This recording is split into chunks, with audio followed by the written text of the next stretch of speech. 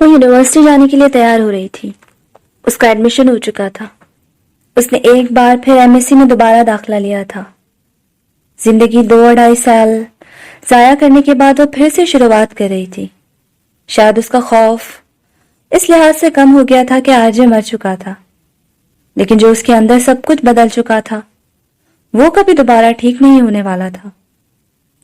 اس نے ڈیم کے پاؤں تک آتا سیاہ رنگ کا گاؤن پہن رکھا تھا۔ چمڑے کے جوتے پہنے سنہری بالوں کو پونی کی شکل دیے وہ اس ہانم سے بہت مختلف لگ رہی تھی جو بڑی سی چادر لپیٹ کر یونیورسٹی جاتی تھی۔ دوپٹہ ایک چھوٹے سے اسکارف کی صورت میں گردن کے گھر ڈال لیا تھا۔ ہانم نے ایک آخری نظر خود پر ڈالی تھی اور پھر دروازے کی طرف قدم بڑھا دیے تھے۔ دروازے پر پہنچنے کے بعد وہ رکی تھی۔ جانے کیوں بنا سر ڈھانپے باہر جانے کو دل نہیں کر رہا تھا۔ وہ واپس آئی، آئینے کے سامنے کھڑی ہوئی۔ گلے میں لپٹے اسکارف کو کھول کر اس نے سر پر اوڑھا تھا، کور نکال کر اسے اوپر پہنا تھا۔ اب وہ مکمل طور پر شرگ الماری سے لکھا تھا اینجل پر پیچھے کی جانب بڑا سا شرگ۔ اسے سر کو ڈھانپ کر اسے تھوڑا سا سکون محسوس ہوا تھا۔ ماں دیکھ کر ناراض نہ ہو جائے کہیں، سر پہ آنچل نہ ہو تو ڈر لگتا ہے۔ آسیہ بیگم نے اسے باہر کھلے سر پھرنا نہیں سکھایا تھا۔ وہ گھر تھا جہاں وہ کچھ بھی پہن سکتی تھی کیونکہ اس جگہ گھر میں کوئی مرد نہیں تھا، لیکن اب وہ باہر جا رہی تھی اور آسیہ بیگم کی بہت سی باتیں اس کے ذہن میں گونج رہی تھی۔ ایک سرسری سی نظر خود پر ڈال کر وہ باہر نکل گئی تھی۔ اور سچ تو یہ ہے کہ ہم کبھی بدلتے ہی نہیں۔ ہمارا اندر اگر اچھا ہو تو وہ کبھی نہیں مرتا، کیونکہ اچھائی کبھی مرتی ہی نہیں۔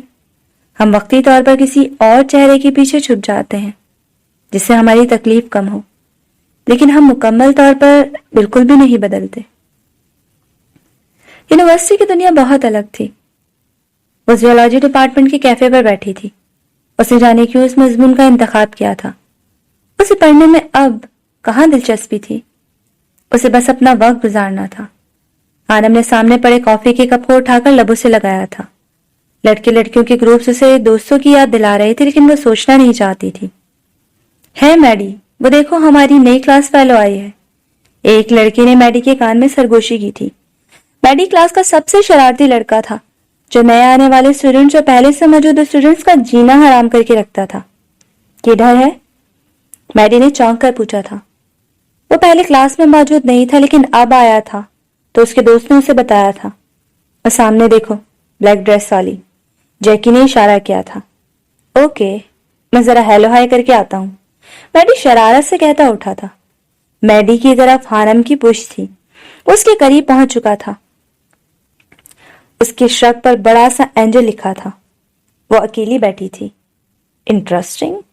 وہ مسکراتے ہوئے اس کے سامنے جا کر خالی کرسی پر براجمان ہو چکا تھا۔ ہانم نے چونک کر اسے دیکھا تھا، پھر وہ نارمل ہو گئی تھی۔ وہ جانتی تھی یہ پیرس کی یونیورسٹی تھی، اس کی پی یو نہیں، جہاں لڑکے کم از کم لڑکی کی اجازت کے بنا اس کے پاس بیٹھ نہیں سکتے تھے۔ ہیلو اینجل، میں ہوں میڈی۔ میڈی نے مسکرا کر ہاتھ آگے بڑھایا تھا۔ اس سے پہلے ہانم کچھ کہتی اس نے اپنے دائیں جانب دیکھا تھا اور سورج کی مدھم سی روشنی ہانم کے چہرے پر پڑی تھی۔ اس کا پیدائشی نشان چمکا تھا۔ میڈی حیران رہ گیا تھا۔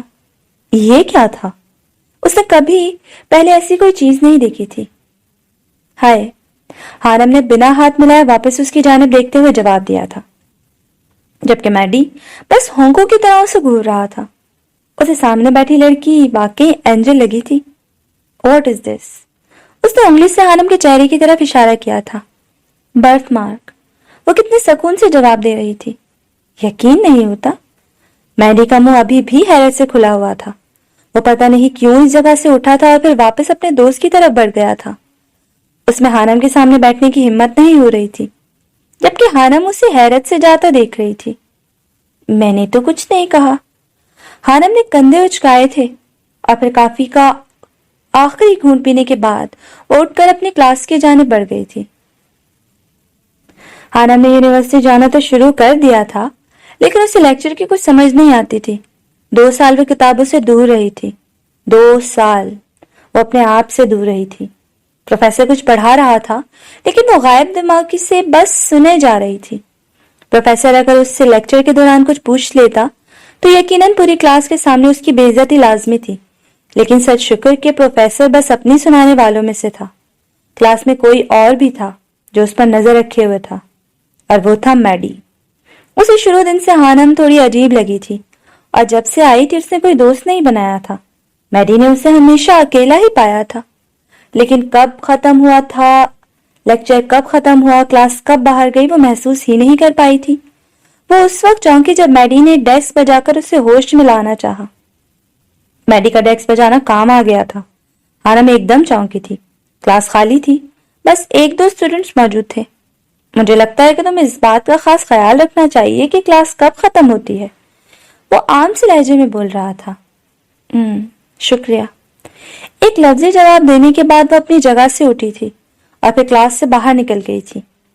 पेरिस में चमकीली धूप फैली थी। हानम अपने डिपार्टमेंट से निकलकर मेन गेट की तरफ बढ़ गई थी। उसका पढ़ने की तरफ बिल्कुल भी ध्यान नहीं था।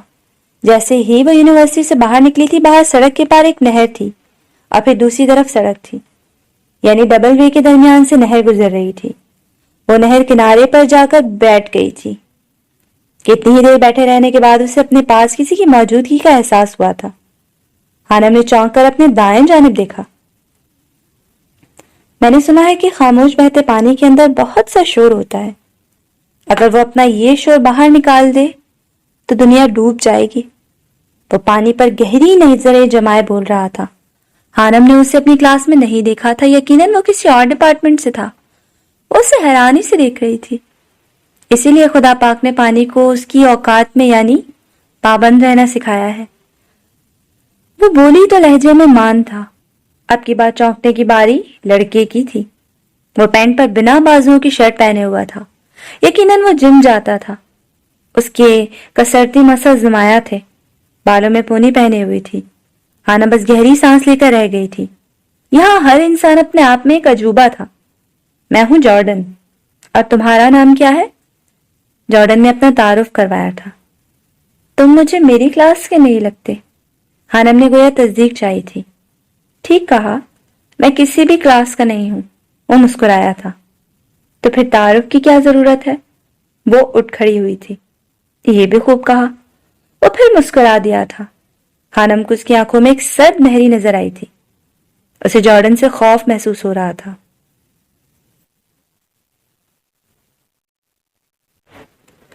हानम ने यूनिवर्सिटी जाना तो शुरू कर दिया था, लेकिन उसे लेक्चर की कुछ समझ नहीं आती थी। 2 साल वो किताबों से दूर रही थी। 2 साल वो अपने आप से दूर रही थी। प्रोफेसर कुछ पढ़ाता, लेकिन वो गायब दिमाग से सुने जाती थी। प्रोफेसर अगर उसे लेक्चर के दौरान कुछ पूछ लेता तो यकीनन पूरी क्लास के सामने उसकी बेइज्जती लाजमी थी, लेकिन सच शुक्र के प्रोफेसर बस अपनी सुनाने वालों में से था। क्लास में कोई और भी था जो उस पर नजर रखे हुए था, और वो था मैडी।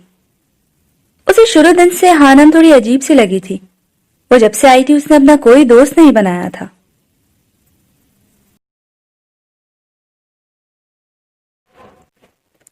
उसने वहां से जाने में ही आफियत जानी थी। एक तुम हो जो मुझे इस लड़की तक पहुंचाओगी, जो मेरे लिए जबील हमदान तक राह हमवार करेगी। वह हानम को जाते हुए देख रहा था।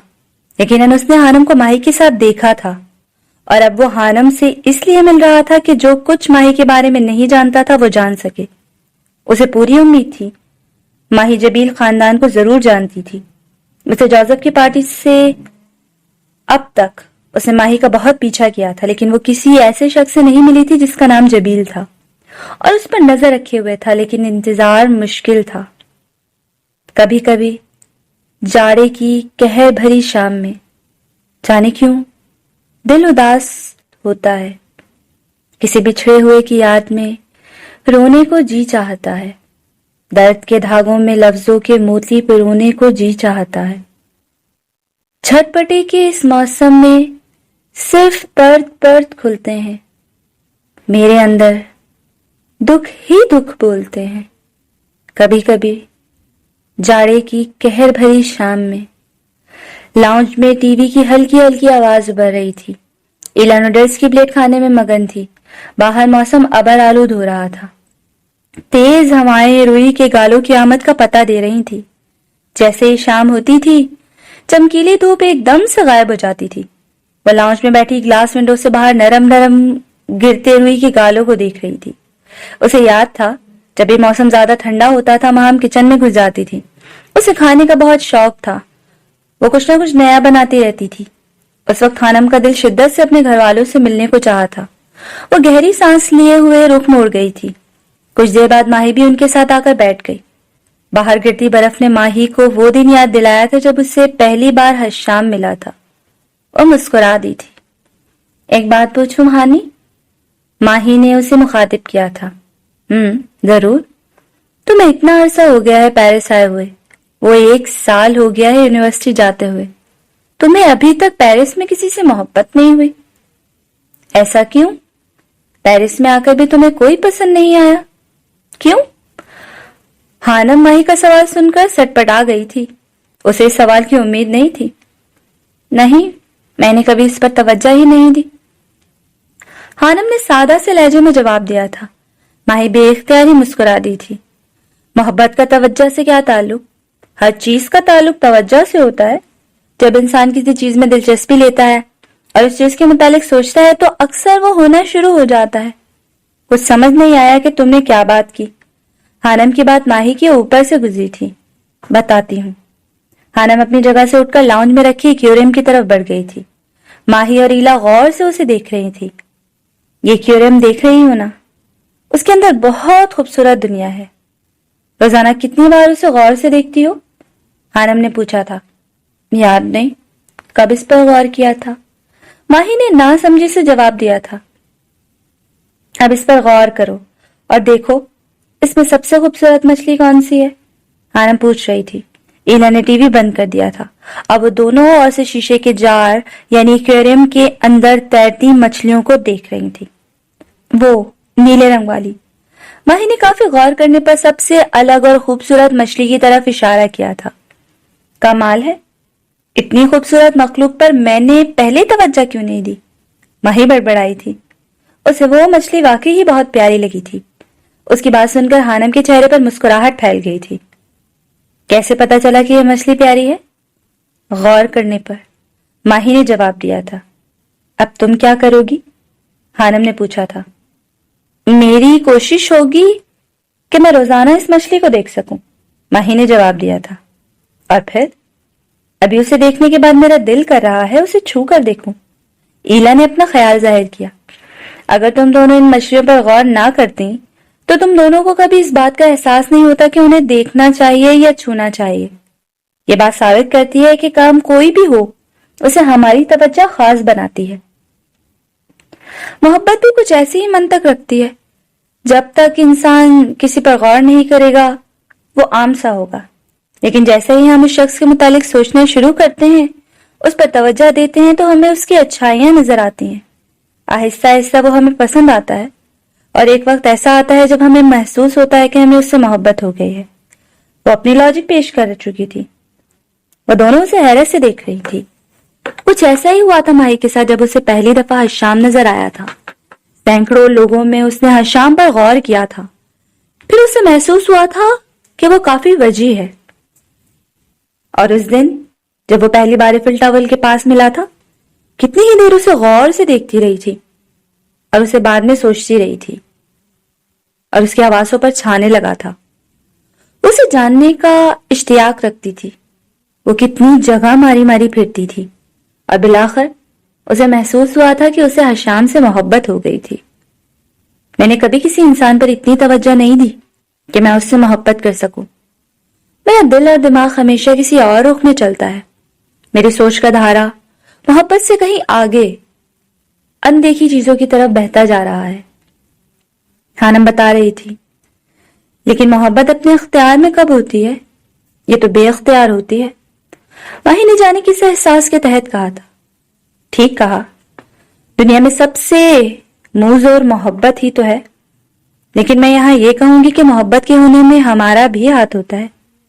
इंसान जिस चीज की जुस्तजू करता है, कुदरत इंसान का रुख उसकी जुस्तजू की तरफ मोड़ देती है। अगर इंसान चाहे जाने की तलब रखेगा तो यकीनन वो मोहब्बत से टकराएगा। जो चाहे जाने की तलब रखता है, उसकी आजमाइश होती है कि उससे पहले मोहब्बत होती है, उसे किसी की तलब में मुब्तला कर दिया जाता है, और उसकी ये ख्वाहिश कि कोई उसे चाहे वो उसकी आजमाइश के बाद पूरी होती है। मैंने कभी इस चीज की ख्वाहिश नहीं की कि मुझे कोई चाहे, और अल्लाह पाक ने भी कभी मुझे मोहब्बत जैसे जज्बे से रोशनास नहीं करवाया। मेरे अंदर बड़ी बेचैनी है और मेरी रूह बड़ी बेचैन है। इसे कुछ और चाहिए। ये और चीजों की जुस्तजू करती है। जो लोग कायनात को तस्खीर करने निकलते हैं वो इस चीज की तलब रखते हैं। जिन लोगों ने माजी में दुनिया फतह की है, यकीनन उनकी जुस्तजू ने उन्हें ये काम करने पर उकसाया होगा। जिन लोगों ने कुदरत का इरफान पाया है, यकीनन वो बहुत तड़पे होंगे। उनकी तलब, उनकी जुस्तजू ने उन्हें अनदेखी चीज की तलाश में निकलने पर मजबूर किया होगा। और मुझे लगता है कि सारी कायनात सिमटकर इस एक लफ्ज तलब या जुस्तजू में मुकीर है। जो जिस चीज की खोज करेगा वो उसे पाएगा। जो चाहे जाने की तलब रखेगा, उसे पहले मोहब्बत में मुब्तला किया जाएगा। वो खामोश हो चुकी थी। माही और रीला को उसकी पंतक ने बढ़ता हैरत में मुब्तला कर दिया था। लेकिन एक बात तो तय है, इंसान को चाहे जाने की तलब रखनी चाहिए। जो ये तलब रखेगा वो मोहब्बत से टकराएगा। जब वो मोहब्बत से टकराएगा तो उसे ना पाने की सूरत में पाश पाश हो जाएगा। जब उसकी जात टुकड़ों में बटेगी, तब उसे हर टुकड़े पर एक नई चीज का एहसास होगा। जिनकी जात टुकड़ों में बटी होती है वो बहुत हसास होते हैं और इन नई चीजों को महसूस करते हैं, और वो चीजों को देखते हैं जो आम इंसान नहीं देख सकता। इसलिए खालिक की कायनात ने इस कायनात की बुनियाद मोहब्बत पर रखी है। तुमने मेरे नोट्स नहीं लिए? हानम हैरत से मैडी को तक रही थी। प्रोफेसर मिकाल बहुत जिद्दी हैं। कल तुम गैर हाजिर थी। उन्होंने कहा जो स्टूडेंट क्लास में मौजूद हैं सिर्फ उन्हें ही नोट्स मिलेंगे, बाकी कल उनके ऑफिस में जाकर ले लें। उनका ये आखिरी सेमेस्टर चल रहा था और इसी वजह से उन पर काफी सख्ती की जा रही थी। ओके, मैं लेकर आती हूँ। हानम गुस्से से प्रोफेसर मिकाल के ऑफिस की तरफ बढ़ गई थी। कमरे के बाहर पहुंचने के बाद हानम ने दरवाजे पर दस्तक दी थी। हानम गुस्से में प्रोफेसर मिकाल के ऑफिस की तरफ बढ़ गई थी। कमरे के बाहर पहुंचने के बाद हानम ने दरवाजे पर दस्तक दी थी। यस, अंदर से आवाज आई थी। सर, मुझे नोट्स चाहिए। अंदर ऑफिस में एक शख्स मेज की जानिब रुख करके खड़ा हुआ था। हानम की तरफ उस शख्स की पुश्त थी। आवाज पर उस शख्स ने झटके से पलटकर हानम को देखा था। अपने सामने खड़े शख्स को देखकर हानम का रंग पीला पड़ा था। वो हैरत से रंग उस शख्स को देख रही थी और ऐसे ही कुछ हाल सामने वाले शख्स का था। उम्मे हानम, वो ज़ेरे लब बड़बड़ाया था। हानम को अपना दिल डूबता हुआ महसूस हुआ था। वो उस शख्स से सिर्फ एक दफा मिली थी, कुछ साल पहले कॉलेज की मीटिंग वाले कमरे में, जहां उस शख्स ने अपना तारुफ हशाम बिन जबील के नाम से करवाया था। हशाम हैरत और खुशी के मिले जुले तासरात से उसे देख रहा था। वो एक झटके से मुड़ी थी और ऑफिस से बाहर निकल गई थी। हानम का दिल धक धक कर रहा था। वो जानती थी कि आजे मर चुका था, लेकिन उसने कभी सोचा नहीं था कि उसके सामने आजे की फैमिली के किसी शख्स से हो जाएगा। ऐसी ही कुछ हालत हशाम की भी थी। प्रोफेसर मिकाल से अच्छी उसकी दोस्ती थी। आज वो उससे मिलने आया था, लेकिन उसे यकीन नहीं आ रहा था कि किस्मत उस पर यूं भी मेहरबान हो सकती है। प्रोफेसर मिकाल जब ऑफिस में दाखिल हुआ तो हशाम कुर्सी पर बराजमान किसी गहरी सोच में गर्क पाया। क्या हुआ? उम्मे हानम तुम्हारी स्टूडेंट है? हशाम ने पूछा। हाँ, प्रोफेसर मिकाल ने कुछ देर सोचने के बाद अब जवाब दिया था। मुझे पहले क्यों नहीं पता चला? हशाम अपना सर थाम कर रह गया था। हानम अपनी मखसूस जगह पर यानी नहर के किनारे बैठी थी। हवा की सरसराहट से दुपट्टे के नीचे से उसके बाल निकलकर चेहरा छू रहे थे। पानी सस्त रवई से बह रहा था। करीब ही दाना चुगते परिंदों की आवाज उसके कानों को भली महसूस हो रही थी। वो वहां अकेली बैठी थी जब हशाम उसके पास आकर बैठा था। हानम ने ज्यादा नोट नहीं किया था। उस जगह पर रोज नए लोग आकर उसके पास बैठते थे। कैसी हैं आप उम्मे हानम? आवाज पर चौंककर हानम ने देखा था। एक बार फिर उसके चेहरे का रंग उड़ा था, लेकिन वो खुद पर कंट्रोल कर गई थी। ठीक हूं। वो जबरदस्ती मुस्कुराई थी। जब मैं अपने भाई के सिलसिले में आपसे मिलने कॉलेज गया था, اور جب میں وہاں سے واپس آیا تھا تو میں نے کبھی سوچا نہیں تھا کہ آپ یہاں اس شہر میں یوں اچانک ملیں گی۔ وہ کتنا خوش تھا یہ صرف وہ جانتا تھا، اور وہ اسے بتا بھی نہیں سکتا تھا۔ اس نے آرجے کا نام نہیں لیا تھا۔ سوچا تو میں نے بھی نہیں تھا کہ جس شخص سے میں اتنی نفرت کرتی ہوں اس کے بھائی سے یوں اچانک مل لوں گی۔ حانم کے لہجے میں کاٹ تھی۔ حشام کے چہرے کا رنگ پھیکا پڑا تھا۔ لیکن مجھے امید ہے کہ آپ کو مجھ سے نفرت نہیں ہوگی۔ وہ مسکرایا تھا۔ حشام اچھے سے جانتا تھا کہ حانم آرجے کو کیوں نفرت کرتی ہے، اس لیے اس نے اس بات کا ذکر نہیں کیا تھا۔ حانم نے کوئی جواب نہیں دیا تھا۔ میں پچھلے 10 سالوں سے پیرس میں رہ رہا ہوں، لیکن مجھے پیرس کبھی اتنا اچھا نہیں لگا۔ اس کی بات پر حانم نے چونک کر اسے دیکھا تھا۔ اچھے لوگوں سے مل کر سب اچھا لگنے لگتا ہے، اور پھر آپ تو بہت خاص ہیں اس نشان کی وجہ سے۔ اس نے حانم کے برف مار کی طرف اشارہ کیا تھا۔ کافی اچھی باتیں کر لیتے ہیں آپ۔ حانم مسکرا دی تھی۔ میں خود بھی بہت اچھا ہوں، یہ آپ کچھ دنوں تک جان جائیں گی، وہ پورا اعتماد لہجے میں کہہ رہا تھا۔ دیکھتے ہیں، حانم نے چیلنج کرنے والے انداز میں کہا تھا، اور پھر اپنی جگہ سے اٹھ کھڑی ہوئی تھی۔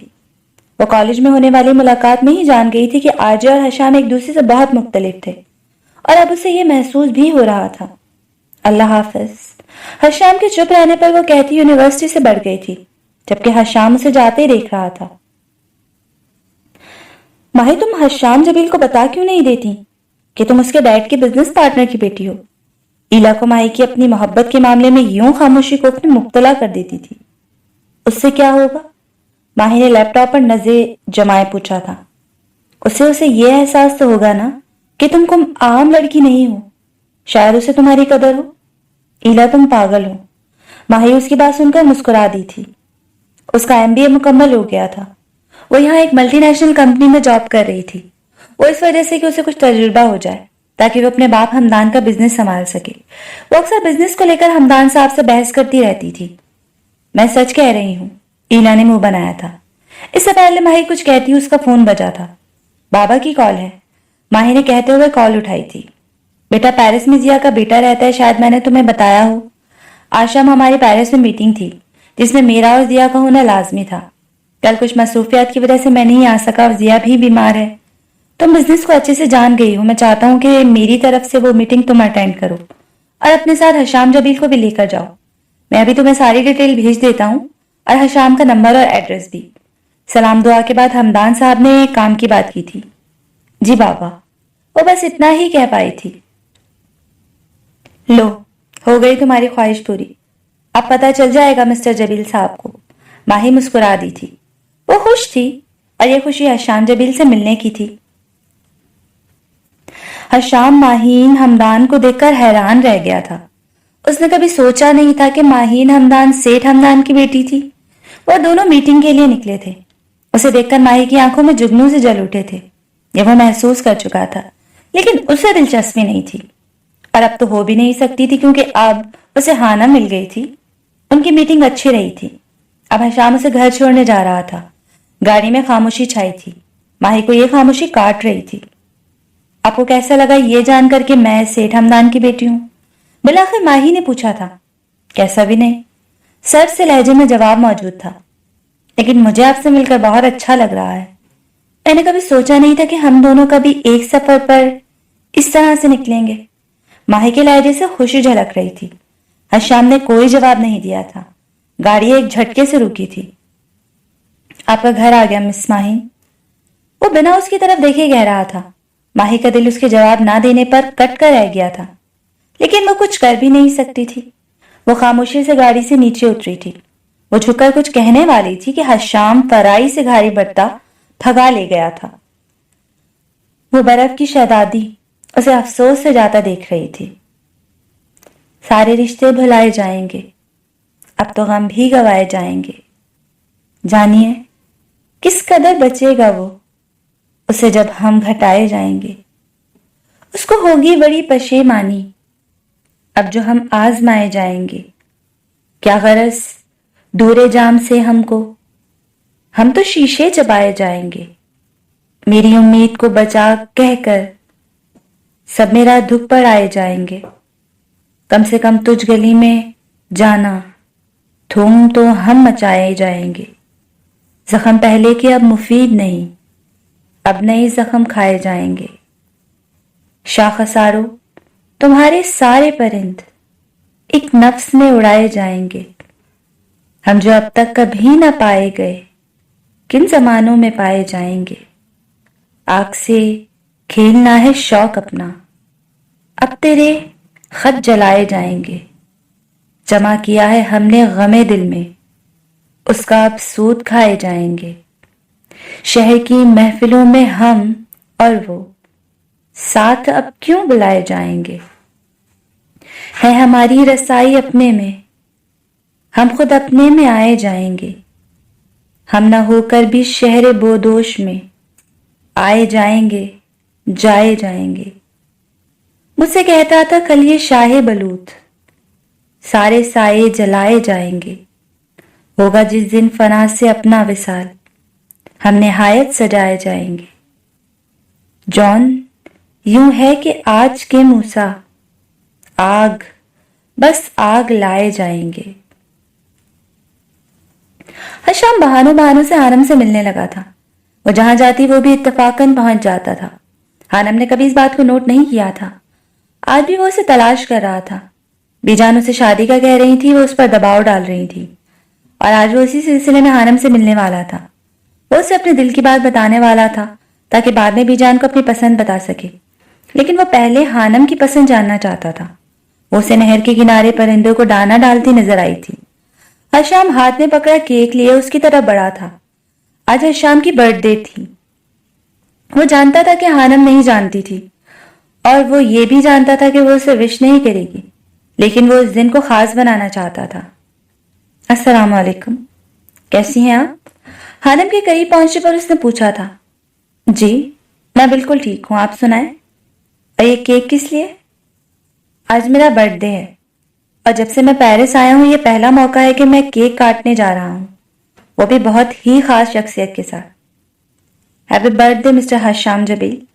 اس کی بات سن کر حانم مسکرا دی تھی۔ شکریہ، وہ بھی مسکرایا تھا۔ دیر نہیں کرنی چاہیے، پھر ویسے بھی مجھے کیک بہت پسند ہے کھانے میں۔ وہ دونوں وہیں کنارے پر بیٹھ گئے تھے۔ میں آج آپ سے کچھ مانگنے آیا ہوں، کیک کاٹنے کے بعد حشام سنجیدہ لہجے میں کہہ رہا تھا۔ اس کے لہجے میں کچھ تھا۔ حانم نے چونک کر اسے دیکھا تھا۔ آج میرا برتھ ڈے ہے، اس دن لوگوں کو بہت سے تحائف ملتے ہیں، مجھے بھی ایک تحفہ چاہیے، وہ بھی آپ سے۔ اس کی بات سن کر حانم کو ایک غیر معمولی سا احساس ہوا تھا۔ آج وہ کسی اور لہجے میں بول رہا تھا۔ جی مانگے، حانم نے دھڑکتے دل سے کہا تھا۔ آج اس خوبصورت دن کے اختتام پر، جس میں آپ میرے ساتھ ہیں، مجھے آپ سے حانم چاہیے۔ آپ میرے لیے سب سے بڑا تحفہ ہیں۔ مجھ سے شادی کریں گی مس ام حانم؟ حشام نے گویا دھماکہ کیا تھا۔ حانم اپنے پیلے پڑتے چہرے کے ساتھ اسے دیکھ رہی تھی۔ اسے حشام سے اس بات کی امید نہیں تھی۔ یہ کیا کہہ رہے ہیں آپ؟ حانم جیسے خواب سے جاگی تھی، وہ ایک جھٹکے سے کھڑی ہوئی۔ میں چاہتا ہوں آپ کو، اور شادی کرنا چاہتا ہوں۔ حشام نے بھی اٹھتے ہوئے اپنی بات دہرائی تھی۔ بس کریں، حانم نے ہاتھ اٹھا کر منع کرتے ہوئے کہا۔ آپ نے سوچا بھی کیسے؟ حانم کا چہرہ غصے سے سرخ ہو گیا تھا۔ آپ اچھے انسان ہیں، لیکن مجھے آپ میں دلچسپی نہیں ہے، اور نہ کبھی تھی۔ لیکن مجھے لگا کہ حشام کا دل ڈوبا تھا کہ میں اگر مسکرا کر بات سن لیتی ہوں تو میں آپ میں دلچسپی لینے لگی ہوں۔ یہ لگا تھا آپ کو۔ حانم کا لہجہ کاٹدار تھا۔ حشام حیرت سے اسے دیکھ رہا تھا۔ اتنی تلخی آرزے کے لہجے میں ہوا کرتی تھی۔ اگر لڑکی مسکرا کر بات کر لے تو مردوں کو ایسا لگتا ہے کہ وہ لائن پر آ گئی ہے۔ شدت جذبات سے حانم کی آواز کانپ رہی تھی۔ اب کی بار حشام کا چہرہ سرخ ہوا تھا۔ اسے امید نہیں تھی کہ حانم اس طرح ری ایکٹ کرے گی۔ حانم پلیز، اس طرح کے الفاظ مت استعمال کرو، حشام نے التجا کی تھی۔ حانم نے آنکھیں میچ کر ایک گہری سانس لے کر خود کو نارمل رکھنے کی کوشش کی تھی۔ دیکھیں آپ بہت اچھے انسان ہیں، لیکن جو آپ چاہ رہے ہیں ویسا کبھی نہیں ہو سکتا۔ اب کی بار حانم نے نرم لہجے میں کہا تھا۔ لیکن کیوں؟ کیا کمی ہے مجھ میں؟ یا پھر کسی اور کو پسند کرتے ہیں آپ؟ حشام کا دل ترلا رہا تھا۔ اس نے کبھی سوچا نہیں تھا کہ اس جیسی شخصیت کا مالک، جب کسی کو پرپوز کرے گا تو اسے آگے سے اس طرح کی باتیں سننے کو ملیں گی۔ کوئی کمی نہیں ہے آپ میں، اور نہ میں کسی اور کو چاہتی ہوں، لیکن میں کسی انسان سے رشتہ نہیں بنا سکتی جو مجھے ایک ایسے شخص کی یاد دلائے جس سے میں نفرت کرتی ہوں۔ حانم نے صاف لہجے میں کہا تھا۔ حشام ایک گہری سانس بھر کر رہ گیا۔ اس سے پہلے حشام کچھ کہتا، سڑک کنارے ماہی کی گاڑی آ کر رکی تھی۔ اسے حانم نے ہی کال کر کے پک کرنے کو کہا تھا اور پھر حشام آ گیا تھا۔ مجھے امید ہے آئندہ یہ بات دہرائی نہیں جائے گی، وہ کہہ کر گاڑی کی طرف بڑھ گئی تھی۔ ماہی نے حانم کو حشام کے ساتھ دیکھ لیا تھا۔ وہ پھٹی پھٹی آنکھوں سے دونوں کو دیکھ رہی تھی۔ اس نے کبھی خواب میں بھی نہیں سوچا تھا کہ وہ دونوں ایک ساتھ ہوں گے۔ حشام خاموشی سے اسے جاتا دیکھ رہا تھا۔ گاڑی کا شیشہ نیچے کیے ماہی حیرت اور خوف کے تاثرات سے اسے دیکھ رہی تھی۔ کیا حانم ماہین کی کزن ہے؟ وہ حیرت سے سوچ رہا تھا۔ اسے کچھ دیر پہلے حانم نے بتایا تھا کہ اس کی کزن لینے آ رہی تھی۔ حانم گاڑی میں بیٹھ چکی تھی اور پھر ماہی گاڑی بڑھا کر لے گئی تھی۔ وہ تھک ہار کر وہیں بیٹھ گیا تھا۔ کتنا خوش تھا آج وہ، اور کیا ہوا تھا اس کے ساتھ؟ وہ مضبوط اعصاب کا مالک تھا، لیکن اس نے اپنے اندر دل کو روتے محسوس کیا تھا۔ شاید وہ جان نہیں پایا تھا کہ اس کا رویہ ماہی کو کتنی تکلیف دیتا تھا۔ سب ختم ہو گیا تھا۔ وہ اچھے سے جانتا تھا کہ حانم کی نہ کبھی ہاں میں نہیں بدلنے والی۔ آپ دکھا تو رہے ہیں دل، مگر خیال کیجئے گا خدا کو پتہ نہ چلے۔ تم حشام کو کب سے جانتی ہو حانم؟ ماہی کی آواز پر حانم نے چونک کر اسے دیکھا تھا۔ کافی سالوں پہلے پاکستان میں ملاقات ہوئی تھی، لیکن جان پہچان ابھی کچھ دن پہلے یونیورسٹی میں ہوئی ہے۔ حانم نے صاف صاف بتا دیا تھا۔ ماہی کا دل دھڑک رہا تھا۔ آج ان کا برتھ ڈے تھا۔ ماہی کا سوال تھا۔ ہاں، حانم بس اتنا ہی کہہ پائی تھی۔ وہ حشام والے موضوع پر بات نہیں کرنا چاہتی تھی۔ اسے سر درد اٹھتا محسوس ہو رہا تھا۔ ماہی کا دل کٹ کر رہ گیا تھا۔ یہ وہ بھی جانتی تھی کہ آج حشام کا برتھ ڈے تھا اور وہ اسے صبح سب سے پہلے وش کر چکی تھی، لیکن حشام نے اس کے میسج کا جواب بھی دینا گوارا نہیں کیا تھا اور خود حانم کے ساتھ کیک کاٹ رہا تھا۔ ماہی نے آنکھوں میں آئی نمی کو مشکل سے اندر کی طرف کھینچا تھا۔ لیکن تم اسے کیسے جانتی ہو؟ اچانک حانم کو احساس ہوا تو اس نے پوچھا تھا۔ بابا کے بزنس پارٹنر کا بیٹا ہے۔ کچھ دن پہلے میں اسی کے ساتھ میٹنگ کے لیے گئی تھی۔ ماہی کے لہجے میں نمی سی گھل گئی تھی جسے حانم نے صاف محسوس کیا تھا، لیکن وہ کچھ بولی نہیں تھی۔ اس نے فیصلہ کر لیا تھا کہ آج کے بعد وہ حشام جبیل کی بات نہیں سننے والی۔ وہ رات حشام کے لیے بہت بری گزری تھی۔ بے شک وہ ایسی باتوں کو لے کر زیادہ جذباتی نہیں ہوتا تھا۔ بے شک وہ اسے کافی سالوں سے چاہتا آ رہا تھا، لیکن اس کے لیے سب سے زیادہ اہم اس کی بی جان تھی، جو بہت اچھی تھیں اور اس سے بہت پیار کرتی تھیں۔ محبت کے معاملے میں زبردستی تھوڑی چلتی ہے۔ یہ بات حشام جان چکا تھا۔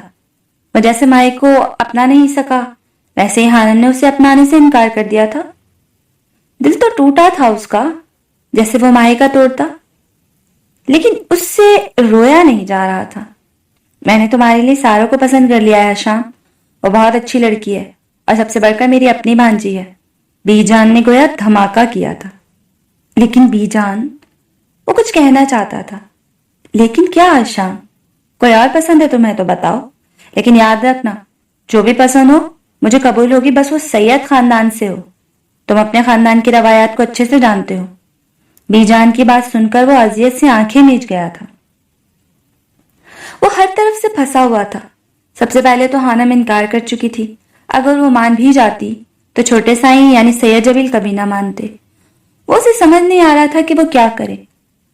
میں کچھ کہہ رہی ہوں حشام، بی جان کی آواز ابھری تھی۔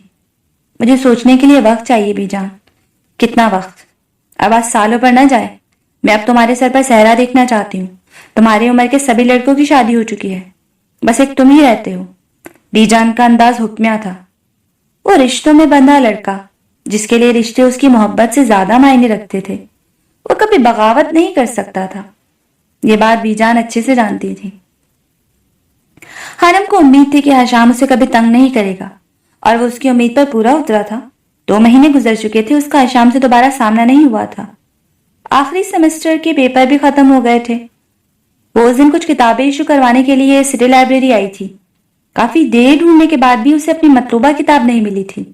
हानम झुंझलाते हुए काउंटर पर मौजूद लाइब्रेरियन के पास गई थी, लेकिन जैसे ही वो काउंटर पर पहुंची उसे वहां अपनी मतलूबा किताब रखी नजर आ गई थी। मुझे ये किताब चाहिए, उसने वहां बैठे लड़के से कहा। यह किताब तो आपसे पहले कोई और इशू करवा चुका है, लड़के ने बताया। किसने इशू करवाई? हानम पूछ रही थी। हशाम बिन जबील, वो फोन सुनने बाहर गए हैं, लड़के ने कहते हुए क्लास डोर से बाहर इशारा किया था। ओके, मैं उनसे बात कर लेती हूँ। हानम बाहर निकल आई थी। उसे हशाम फोन कान से लगाए बात करते हुए नजर आ गया था। मिस्टर हशाम जबील, जो किताब आप इशू करवा चुके हैं वो उम्मे हानम को यानी मुझे चाहिए। आपको कोई मसला तो नहीं? वो उसके पीछे खड़ी ऊंची आवाज में पूछ रही थी। हशाम करंट खाकर पलटा था। उसने हैरत से हानम को और फिर घबराकर फोन को देखा था। मैं वो किताब पढ़ लूं? हानम ने दोबारा पूछा था। हशाम ने फौरन फोन बंद किया था। उसकी इस हरकत को हानम ने महसूस किया था। वो आज उसे 2 माह के बाद देख रहा था। लहजा वही हुक्मिया था। आप कुछ भी मांग लें, हशाम जबील इनकार नहीं कर सकता। वो चमकती आंखों से कह रहा था। और कुछ नहीं चाहिए, सिर्फ किताब।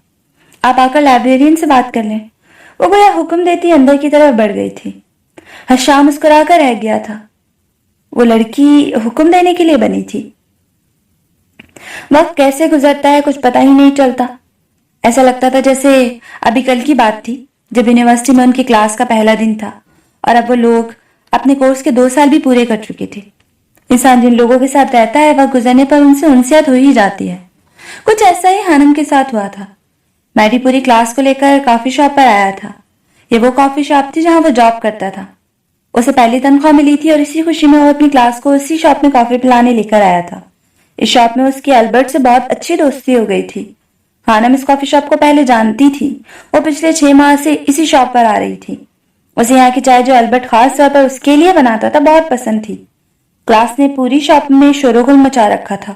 क्लास के लड़के लड़कियां खुले दिल से कॉफी की तारीफ कर रहे थे जो मैडी ने अपने हाथ से सबके लिए बनाई थी। वो स्टूडेंट्स के दरमियान घिरा सीने पे हाथ रखकर सर झुका झुका कर शुक्रिया अदा कर रहा था। हानम की नजरें आज भी शॉप से बाहर थीं। बाहर सड़क पर चलती गाड़ियां उसे अच्छी लग रही थी। उसने स्याह रंग की जीन्स पर घुटनों तक आती लंबी कमीज पहनी हुई थी जिस पर टखनों से थोड़ा ऊपर तक आता ऊनी कोट पहन रखा था। सर पर ऊनी टोपी थी जिसने उसके बालों को छुपा रखा था। उसके सामने रखे कप से धुआं उठ रहा था। अचानक ही उसे अजीब सी बेचैनी शुरू हो गई थी। उसे खुद पर किसी की नजरों की तपिश महसूस हुई। हानम ने चौंक कर शॉप में मौजूद लोगों पर नजर दौड़ाई थी। अचानक उसकी नजर एक कोने में रखी मेज पर बैठे शख्स पर पड़ी। उसका चेहरा हुडी से छुपा हुआ था। हानम के देखने पर वो चेहरे का रुख मोड़ चुका था। जिस तरह वो बैठा था, हानम को सालों पहले क्लास के आखिरी बेंच पर बैठा शख्स याद आया था। आरजे? उफ, मैं भी क्या सोच रही हूं। हानम ने अपनी सोच पर खुद को डपटा था। कितनी ही देर काफी और माहौल से लुत्फ अंदोज होने के बाद उसकी पूरी क्लास के स्टूडेंट्स जा चुके थे। कुछ सोचकर हानम भी शॉप से बाहर निकल आई थी। एंजल? मैडी उसके पीछे लपका था। 2-2.5 सालों में उसकी मैडी से काफी बेतकल्लुफी हो गई थी। मैडी तो उससे अपनी सबसे अच्छी दोस्त मानता था। तुम अकेली जाओगी घर? मैं तुम्हें छोड़ आता हूँ, हानम के रुकने पर मैडी ने कहा था। मैं कोई बच्ची नहीं हूँ मैडी। पिछले 2.5 साल से मैं पेरिस में आवारागर्दी कर रही हूँ और तुम मुझे घर छोड़ने की बात कर रहे हो। वो हंस दी थी। ये बात वाकई सच थी। जैसे उसने पहले 2 साल घर में बंद रहकर गुजारे, वैसे अब उसने ये 2.5 साल पेरिस की सड़कों पर घूमते गुजारे थे।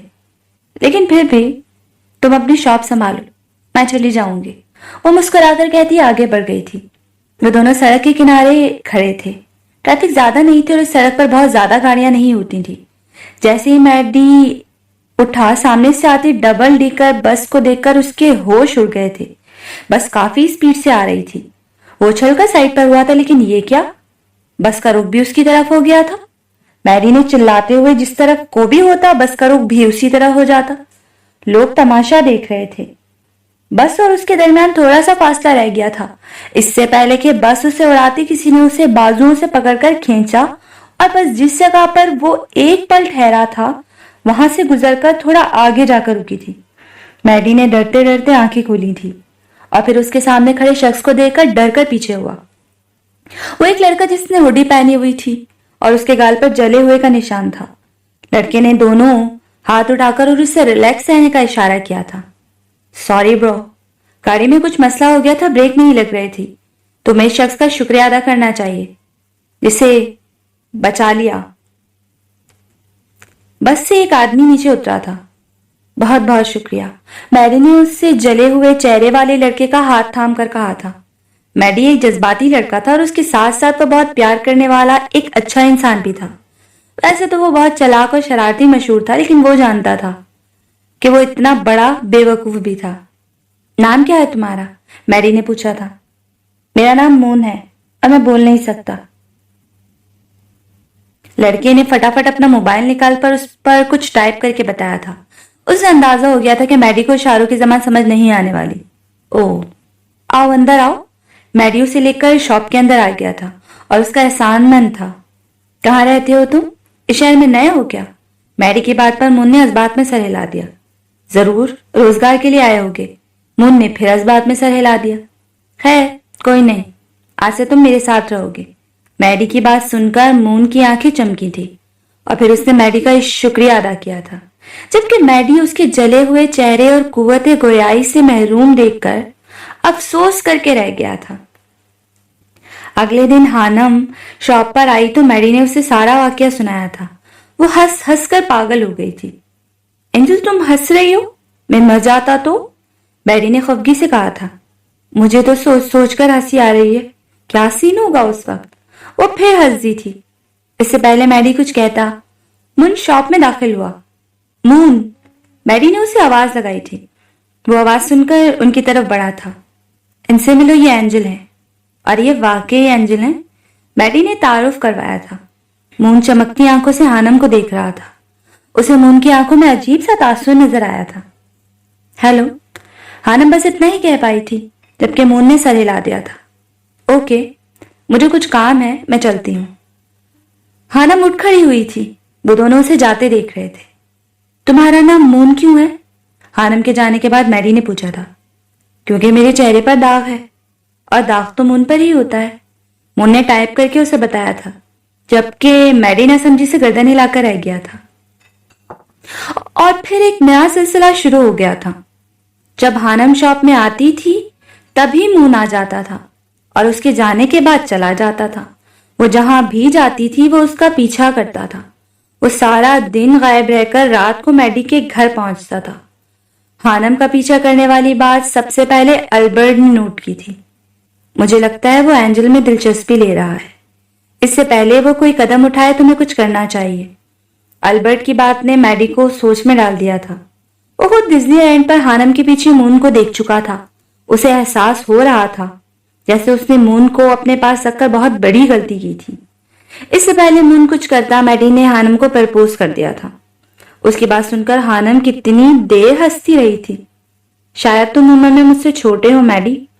तुमने ऐसा क्यों सोचा? वो पागलों की तरह हंस रही थी। जी, मैं छोटा नहीं हूं। तुम हो मैडी, क्योंकि मैंने अपने 2 साल जाया किए हैं। कुछ भी हो, मुझे तुम अच्छी लगती हो एंजल, वो मुंह फुलाए कह रहा था।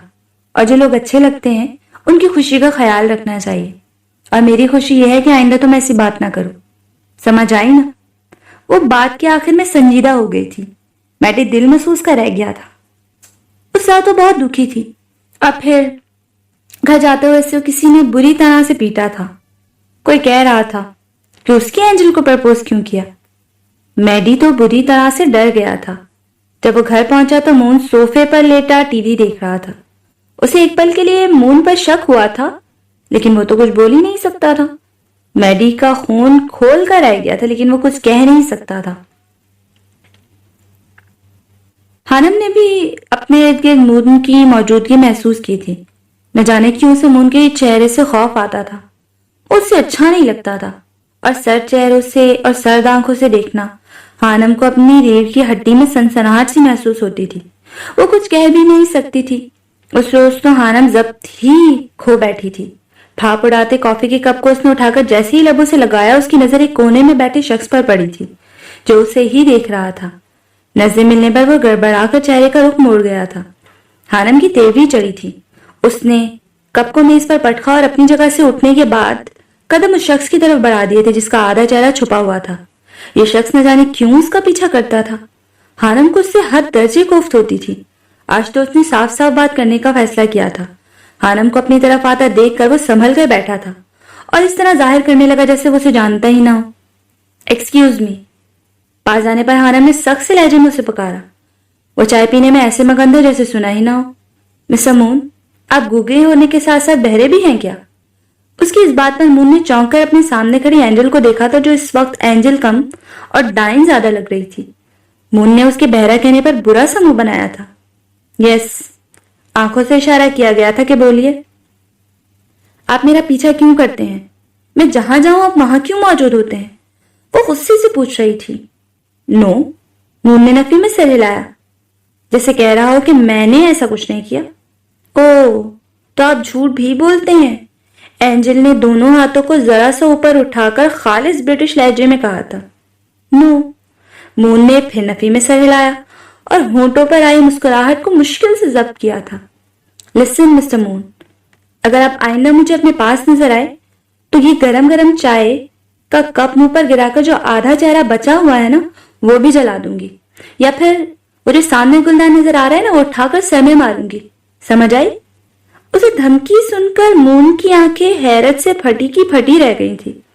وہ اتنی خطرناک کب سے ہو گئی تھی؟ مون کو حیرت ہوئی۔ سمجھ آ گئی نا؟ اس کے خاموش رہنے پر اینجل نے دوبارہ پوچھا۔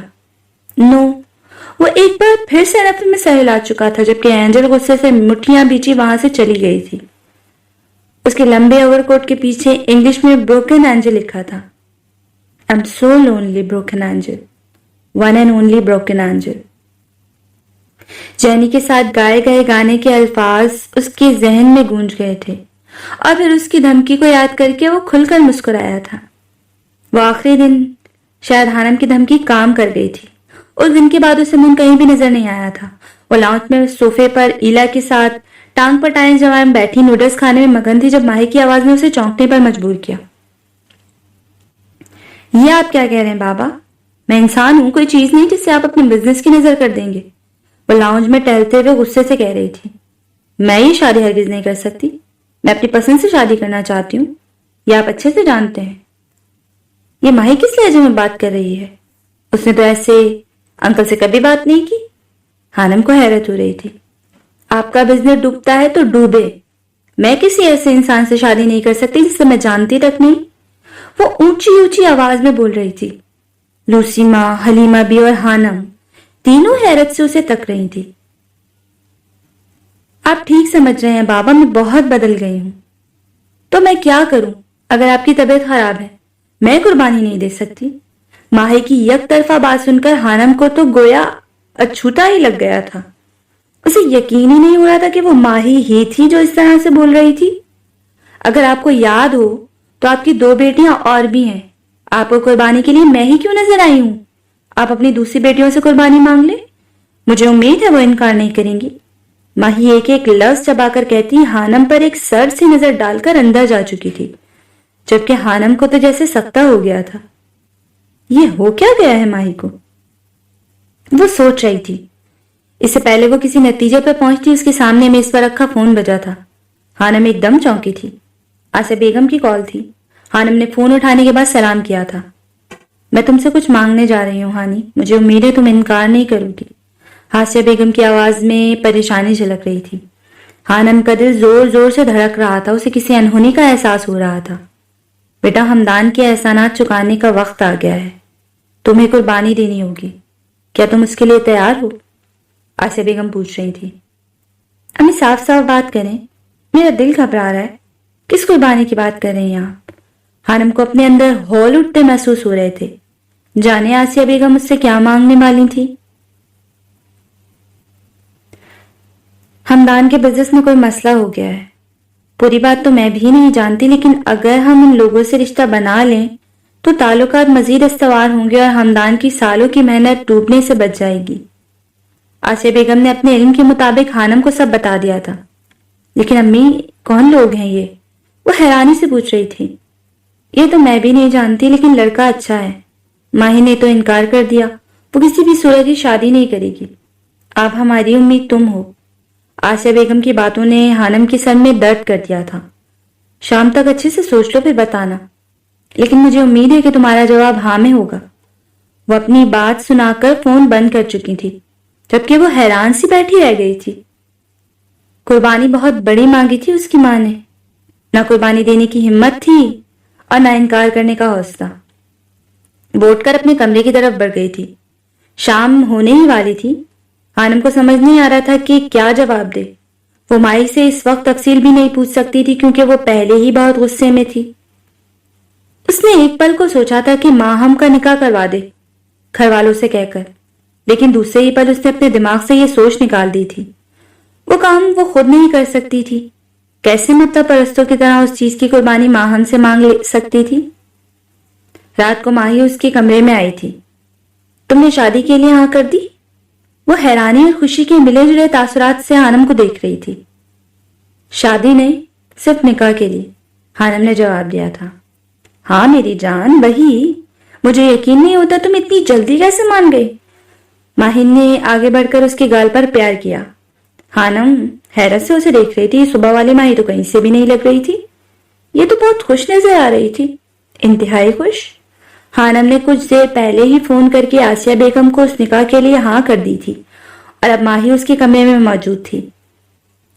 تم دیکھنا، تمہیں وہ لڑکا انشاءاللہ بہت پسند آئے گا، بہت خوش رکھے گا تمہیں، ماہی اس کا ہاتھ تھامتے ہوئے بولی تھی، جبکہ خانم ابھی تک صدمے کی حالت میں تھی۔ اب تم آرام کرو، پرسوں یعنی جمعۃ المبارک کے دن اثر کے بعد تمہارا نکاح ہے۔ مجھے ایلا کے ساتھ مل کر بہت سی تیاریاں کرنی ہے۔ اسے تلقین کرتی جا چکی تھی، جبکہ خانم ناسمجھی سے سوچ رہی تھی کہ آخر یہ ہو کیا رہا ہے۔ اگلے دن حمدان صاحب، آسیہ بیگم، ماہم اور جواد، وہ سب لوگ پیرس آ گئے تھے۔ خانم تو انہیں دیکھ کر سکتے میں چلی گئی تھی۔ اسے اتنا بڑا سرپرائز دیا گیا تھا کہ وہ حیرت سے گنگ انہیں دیکھ رہی تھی۔ جب ہوش آیا تو سب سے لپٹ کر روئی تھی۔ جواد اب لڑکپن کی عمر سے نکل کر جوانی کی دہلیز پر قدم رکھ چکا تھا۔ وہ خواب کی حالت میں سب کو دیکھ رہی تھی۔ اسے یقین ہی نہیں آ رہا تھا وہ اتنے سالوں بعد اپنے گھر والوں سے مل رہی تھی۔ ان لوگوں کے آتے ہی گھر میں رونق بڑھ گئی تھی۔ ماہم، ماہی اور ایلا کے ساتھ مل کر بازار خانم کے نکاح کا جوڑا لینے گئی تھی۔ خانم نے خود جانے سے انکار کر دیا تھا۔ وہ آسیہ بیگم کے ساتھ اپنا وقت بتانا چاہتی تھی۔ سب بہت خوش نظر آ رہے تھے۔ خانم کا کہیں سے بھی یہ نکاح قربانی کے لیے ناخوشی کے انداز میں کیا گیا نکاح نہیں لگ رہا تھا۔ یہ نکاح اس کے لیے مبارک ثابت ہوا تھا کیونکہ اس نکاح میں وہ اپنوں سے مل پائی تھی۔ وہ سرخ و سفید رنگ کے چوڑی دار پاجامے اور قمیض میں نقصک سے تیار ہوئی بہت پیاری لگ رہی تھی۔ گھر کو روشنیوں سے سجایا گیا تھا۔ ہر کوئی تیار تھا، صرف دولہے صاحب کا انتظار کیا جا رہا تھا۔ خانم کو یقین نہیں ہو رہا تھا کہ واقعی یہ اسی کے نکاح کی تقریب ہے۔ سب بہت خوش لگ رہے تھے۔ بہت پیاری لگ رہی ہو خانم آپی۔ جواد اس کے پاس آ کر بیٹھا تو خانم کو مضبوط پناہوں کا احساس ہوا تھا۔ وہ واقعی بہت بڑا ہو گیا تھا، ماشاءاللہ۔ خانم نے دل ہی دل میں سب کی نظر اتاری تھی۔ کچھ دیر بعد لڑکے والے آ گئے تھے۔ انہیں ڈرائنگ روم میں بٹھایا گیا تھا۔ خانم سے کسی نے اپنے کمرے سے باہر آنے کو نہیں کہا تھا اور نہ خود وہ گئی تھی۔ اس کا دل تیز تیز دھڑک رہا تھا۔ جذبات و احساسات بالکل نئے تھے، لیکن کچھ دیر کے بعد قاضی نکاح کے لیے آیا تھا۔ وہ خانم سے اس کو روحان حیدر کے نکاح میں دیے جانے کا پوچھ رہا تھا، جبکہ خانم کو روحان کے نام پر کرنٹ لگا تھا۔ اسے اپنی آنکھوں کے سامنے اندھیرا چھاتا محسوس ہوا تھا۔ وہ شخص کے کسی ہم نام سے بھی نہیں ملتی، کہاں اس کے ہم نام سے شادی؟ ہانی بیٹا بولو، آسیہ بیگم نے اسے خاموش دے کر کہا تھا۔ جی۔ وہ اس بات میں سر ہلا گئی تھی۔ 5 منٹ بعد قاضی جا چکا تھا، جبکہ خانم اپنے دل کو سمجھانے کی کوشش کر رہی تھی۔ نکاح ہو چکا تھا۔ ماہی نے اس سے باہر آنے کا کہا تھا تاکہ اسے روحان حیدر کے ساتھ بٹھایا جا سکے۔ نہیں، میری طبیعت ٹھیک نہیں ہے، خانم نے صاف انکار کر دیا تھا۔ ماہی اسے غور سے دیکھ رہی تھی۔ خوبصورت چہرے پر سوچ کی لکیریں واضح تھیں۔ ٹھیک ہے، تم آرام کرو، وہ کہہ کر کمرے سے باہر نکل گئی تھی۔ خانم کو کسی انسان کی بھی سمجھ نہیں آ رہی تھی، وہ الجھی پڑی تھی۔ اسے پہلے ماہی کا فون پر اس طرح حمدان انکل سے بات کرنا اور پھر خانم کی ہاں کرنے پر اتنا خوش ہونا، اسے سمجھ نہیں آ رہا تھا کہ کیا حقیقت تھی اور کیا دھوکہ۔ ڈرائنگ روم میں کافی پہل چہل تھی۔ روحان حیدر خاموش لیکن پرسکون سا بیٹھا تھا۔ جواد اس کے ساتھ چپکا بیٹھا تھا، جبکہ حمدان صاحب روحان کے بڑے بھائی کے ساتھ بیٹھے باتوں میں مصروف تھے۔ کھانا خوشگوار ماحول میں کھایا گیا تھا۔ خانم کو بھی کھانا دے آؤ، حلیمہ بھی کی آواز پر ماہی فٹ سے اٹھی تھی اور کھانے کی ڈش لے کر اس کے کمرے کی طرف بڑھ گئی تھی۔ تم بہت خوش نصیب ہو ہانی کہ تمہیں روحان جیسا لڑکا ملا۔ سچی مجھے لگتا ہے تھا کہ دنیا میں حشام جبیل سے زیادہ خوبصورت کوئی مرد ہی نہیں، لیکن روحان کو دیکھا تو مجھے اپنا بیان بدلنا پڑا۔ وہ مسکرا دی تھی جبکہ حانم حیرت سے اسے دیکھ رہی تھی۔ وہ جان گئی تھی کہ ماہی حشام کو بہت پسند کرتی تھی، شاید اسی وجہ سے اس نے روحان سے شادی کرنے سے انکار کر دیا تھا۔ حانم نے جو ہلکا پھلکا زیور پہنا تھا وہ اتار دیا تھا، اب بس چوڑیاں پہنی تھیں اور نکاح کا جوڑا۔ وہ تھکی ہوئی نظر آ رہی تھی۔ اس نے مشکل سے تھوڑا سا کھانا کھایا تھا۔ جنوری کا مہینہ تھا، آج 18 جنوری تھی۔ یہ کیسا دن تھا اور اس دن کیا ہوا تھا؟ حانم کو یاد بھی نہیں تھا۔ میں سو جاؤں؟ اس نے ماہی کو لگاتار بولتے دیکھا تو پوچھا۔ ہاں ٹھیک ہے۔ ماہی کو ایک دم بریک لگی۔ کمرے میں ہیٹر کی گرمائش حانم کو سکون پہنچا رہی تھی۔ ماہی چلی گئی تھی اور وہ اپنے دکھتے سر کے ساتھ سونے کے لیے لیٹ گئی تھی۔ نکاح سے پہلے وہ اتنی پریشان نہیں تھی جتنی نکاح کے بعد ہو گئی تھی۔ سب کچھ اچانک ایک دم اتنی جلدی بدل جاتا ہے کہ انسان سوچ بھی نہیں سکتا۔ صبح وہ اٹھی تھی تو حانم تھی اور اب اسے روحان حیدر کا بنایا جا چکا تھا۔ حانم کو سمجھ نہیں آ رہی تھی کہ اس کے ساتھ کیا ہوا تھا۔ آج مر چکا تھا اور یہ وہ جانتی تھی، اور اس کا نام روحان جبیل تھا، لیکن اس کا ہم نام۔ اسے شدید کوفت ہو رہی تھی۔ نکاح سے پہلے اور نکاح کے بعد اسے سب نے کہا تھا کہ اگر وہ روحان سے ملنا چاہے تو مل لے، لیکن وہ ابھی ذہنی طور پر خود کو تیار نہیں کر پائی تھی کہ وہ شخص سے ملے جو اس کی زندگی کا اہم حصہ بن گیا تھا۔ شاید آج بھی ماضی کا خوف اس کے دل میں کنڈلی مارے بیٹھا تھا۔ کتنی ہی دیر وہ جاگتی رہی تھی۔ وہ پوچھنا چاہتی تھی کہ یہ روحان حیدر کون تھا، لیکن اس کی ہمت ہی نہیں ہوئی تھی۔ شاید اس سوال کے جواب میں اس سے بہت سے سوال کیے جاتے، اور وہ ایسا کبھی نہیں چاہتی تھی۔ نکاح سے پہلے اس نے کوئی سوال نہیں کیا تھا تو نکاح کے بعد کیوں؟ سوچتے سوچتے وہ نیند کی وادی میں اتر گئی تھی۔ رات کو اچانک زوردار آواز پر اس کی آنکھ کھلی تھی۔ کمرے میں اندھیرا تھا۔ حانم نے کھڑکی کے پاس کسی مرد کا ہیولا دیکھا تھا۔ وہ ایک جھٹکے سے اٹھ بیٹھی تھی، ہاتھ بڑھا کر میز کے ساتھ لیمپ آن کیا اور دربارہ کھڑکی کی جانب دیکھا، لیکن کھڑکی کے پاس کوئی بھی نہیں تھا۔ ایک بھاری اسٹیل کا گلدان جو کہ ایک کھڑکی کے ساتھ میز پر رکھا تھا وہ نیچے گرا ہوا تھا۔ اسی کے گرنے سے حانم کی آنکھ کھلی تھی۔ کمرے میں ایک عجیب سی خوشبو پھیلی تھی۔ اسے محسوس ہو رہا تھا جیسے کوئی انسان اسے کمرے میں کافی دیر موجود رہا تھا۔ ڈر سے حانم کا حلق خشک ہو گیا تھا۔ اسے اپنے دل دھڑکنے کی آواز صاف سنائی دے رہی تھی۔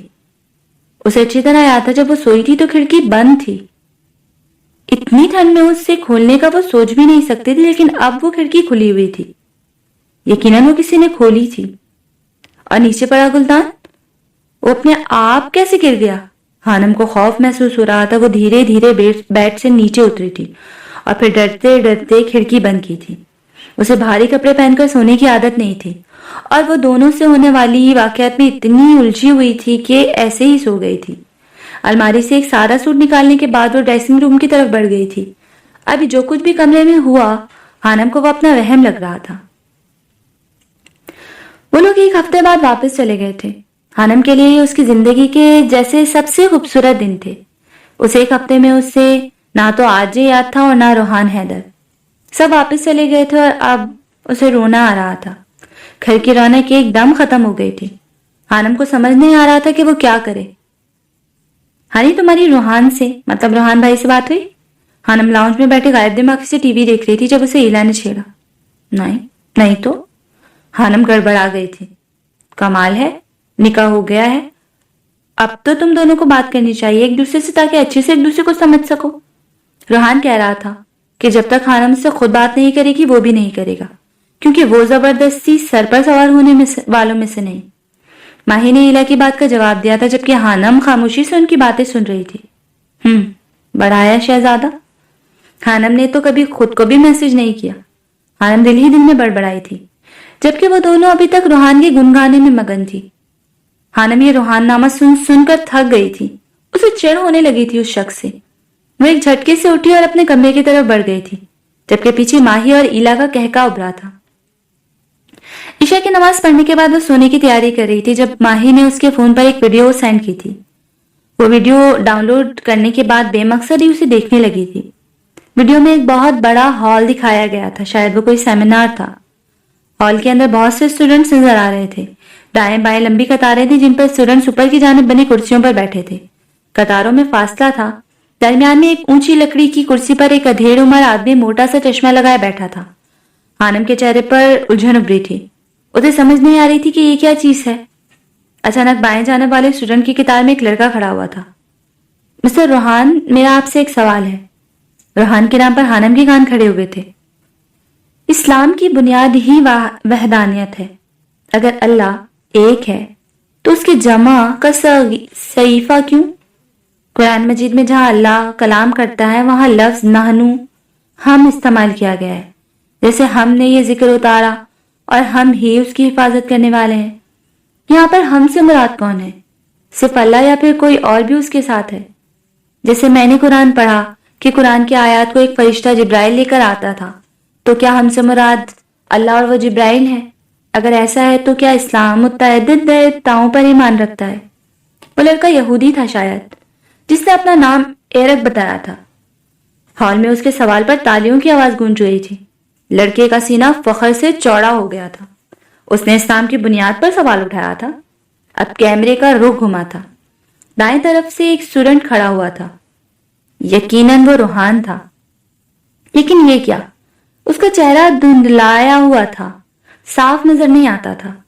خانم کو بہت الجھن ہوئی۔ وہ اسے جواب دیتے دیکھنا چاہتی تھی۔ آپ نے بہت اچھا سوال کیا ہے، انشاءاللہ میں جواب دوں گا۔ اس کی آواز بہت ٹھہری ہوئی تھی۔ اسلام سختی کے ساتھ توحید کا مذہب ہے۔ یہ توحید پر ایمان رکھتا ہے اور اس بارے میں کوئی مصالحت گوارا نہیں کرتا۔ اسلامی عقیدے کے مطابق اللہ ایک ہے اور اپنی صفات میں بے مثل ہے۔ قرآن مجید میں اللہ تعالیٰ اکثر اپنے بارے میں لفظ نحنو یعنی ہم استعمال کرتا ہے، لیکن اس کا مطلب یہ نہیں کہ مسلمان ایک سے زیادہ معبودوں پر ایمان رکھتے ہیں۔ وہ اتنا کہنے کے بعد خاموش ہوا تھا۔ شاید آپ لوگوں کو پتا ہو کہ متعدد زبانوں میں جمع کے صیغہ کی دو قسمیں ہیں۔ ایک عددی جمع کا صیغہ ہے جو یہ ظاہر کرتا ہے کہ زیر بحث چیز تعداد میں ایک سے زیادہ ہے۔ جمع کا دوسرا صیغہ احترام کے لیے بولا جاتا ہے، جیسا کہ انگریزی زبان کے لفظ سے کرتی ہے، یعنی کہ وی کی جگہ وی۔ آئی میں ملکہ انگلستان اپنا ذکر آئی یعنی شاہی صیغہ جمع کے الفاظ کے معروف ہے۔ بھارت کے سابق وزیر اعظم راجیو گاندھی ہندی میں کہا کرتے تھے، ہم دیکھنا چاہتے ہیں۔ گویا ہندی اور اردو میں ہم رائل پیلولر ہے۔ اسی طرح عربی میں جب اللہ قرآن میں اپنا ذکر کرتا ہے تو وہ اکثر عربی لفظ نحنو استعمال فرماتا ہے۔ یہ لفظ عدد کی جمع کو نہیں بلکہ احترامی جمع کو ظاہر کرتا ہے۔ توحید اسلام کے ستونوں میں سے ایک ستون ہے۔ ایک اور صرف ایک معبود حقیقی کا وجود اور اس کا بے مثل ہونا وہ مضامین ہے جن کا قرآن مجید میں متعدد بار ذکر کیا گیا ہے۔ مثال کے طور پر سورہ اخلاص میں ارشاد ہوا، کہہ دیجئے وہ اللہ ایک ہے۔ اگر آپ گرامر کو پڑھیں تو آپ کو اندازہ ہوگا کہ ہر لفظ کے ایک سے زیادہ معنی نکلتے ہیں، خاص طور پر عربی زبان میں۔ مجھے امید ہے کہ آپ کو سمجھ آ گئی ہوگی۔ وہ کہہ کر خاموش ہو چکا تھا۔ ہال میں سناٹا چھا گیا تھا، لیکن اس کا چہرہ ابھی تک بلر تھا۔ ویڈیو ختم ہو گئی تھی جبکہ خانم ابھی تک اس شخص کی باتوں کے حصار میں تھی۔ یہ کون ہے؟ خانم نے ماہی کو میسج کیا، تمہارا شوہر۔ اسمائل کے ساتھ جواب حاضر تھا۔ لیکن یہ ہے کون؟ دوبارہ پوچھا گیا۔ مجھے تو اسلامک اسکالر لگ رہا ہے، اگر نہیں ہے تو بن جائے گا۔ تمہیں کیا لگتا ہے کہ وہ کون ہے؟ ماہی اسے چڑھا گئی تھی، لیکن اس کا چہرہ نظر کیوں نہیں آ رہا؟ خانم کو اسے دیکھنے کا اشتیاق ہوا تھا۔ یہ تم خود پوچھ لو نا، تمہارا نکاح ہوا ہے اس سے، میرا تھوڑی۔ ماہی مسکراہٹ ضبط کرتی اسے جواب دے چکی تھی، جبکہ خانم اس کی بات سن کر دنگ رہ گئی تھی۔ تمہیں اس کی سوشل میڈیا اکاؤنٹ کی آئی ڈی بھیج رہی ہوں، فالو کر سکتی ہو تم اسے۔ کچھ دیر بعد ماہی کا میسج آیا تھا اور ساتھ ہی لنک بھی تھا، جبکہ خانم ابھی تک شاک بیٹھی تھی۔ اسے یقین نہیں ہو رہا تھا کہ جو اس نے ابھی کچھ دیر پہلے دیکھا تھا وہ سچ تھا۔ 2 دن کی ذہنی کشمکش اور سوچ و بچار کے بعد خانم نے اپنا موبائل اٹھایا تھا۔ آج وہ اتنے سالوں بعد پھر سے سوشل میڈیا کو استعمال کرنے والی تھی۔ اس نے فیس بک اینجل کے نام سے آئی ڈی بنائی تھی۔ ماہی کا لنک بھیجا گیا تھا، لنک اوپن کیا تھا۔ حانم کو اپنے دل کے دھڑکنے کی آواز صاف سنائی دے رہی تھی. وہی شخص کو دیکھنے جا رہی تھی جس کا اسے بنا دیا گیا تھا. اس کا نام لکھا گیا تھا لیکن نہ جانے کس زبان میں. حانم وہ زبان سمجھنے سے قاصر تھی. شاید وہ جرمن زبان تھی. البتہ جرمن زبان میں لکھے گئے نام کے نیچے روحان لکھا تھا جو اس کی نشاندہی کر رہا تھا. کیا دنیا میں ایسا زیرو بھی ہے جس کو تکلیف نہ پہنچی ہو؟ مجھے اتنی تکلیف دی گئی ہے کہ اب میں اس کا خیال ہی نہیں کرتا. جب لوگ ہی اس قسم کے ہیں تو پھر کوئی کر ہی کیا سکتا ہے؟ اگر اس کا خیال کرو تو کام میں خلل پڑتا ہے اور پھر تکلیف پر دل کڑانے سے وقت ضائع کرنے کے علاوہ کچھ بھی نہیں ہوتا. یہی ہے زندگی کا عالم. زندگی ایسے ہی گزرتی ہے میری ماں. کتاب میری ماں میں اقتباس لیا گیا جو اس کی اور سحر کو پڑھ رہی تھی. حانم کو یاد تھا اس کی وہ کتاب آج بھی ادھوری تھی. وہ مکمل نہیں ہوئی تھی لیکن وہ شخص شاید مکمل کر چکا تھا.